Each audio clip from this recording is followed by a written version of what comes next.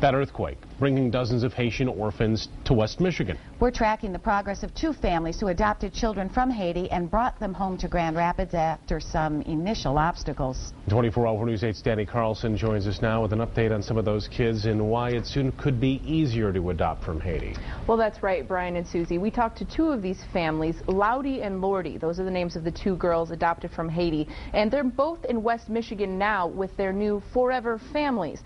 Both families spent weeks waiting and worrying, but now they're focusing on how the disaster made it possible to bring the two girls to the U.S. at least a year earlier than they would have been able to. They look like lots of typical little kids in West Michigan. Hi. But Laudi and Lourdie's journey to get to their new Grand Rapids families was anything but typical. We're blessed here in Grand Rapids to have such a cute kid. The Deemer family welcomed 17-month-old Laudi into their lives just last week.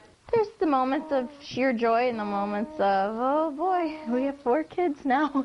And Caroline Clark, her boyfriend, and her adopted daughter Chi-Chi opened their hearts and their home to 4-year-old Lourdie earlier this month. Children can be so resilient, and she's showing every sign of, being a healthy little girl. We brought you both of their stories last month. The families of both girls had to wait for weeks, not knowing when they would be able to get their girls out of quake-stricken Haiti. Now, both families say the girls are adapting well, even to the frigid West Michigan winters. We ended up having a snow fight, and she loved it. So I think that we call her now, she's a Michigan girl. And bonding with their new families. Yes, that's been fun.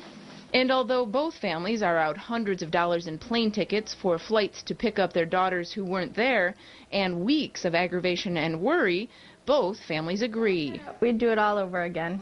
So that's, that little silver lining of, they're getting, their family forever, much sooner than what was supposed to be. That's what you hear. Now, both Laudi and Lourdie were matched up with their West Michigan families before the earthquake hit, which is why they were able to come here relatively quickly after the quake. And both families say they do want to encourage the girls to celebrate their Haitian heritage. Back to you.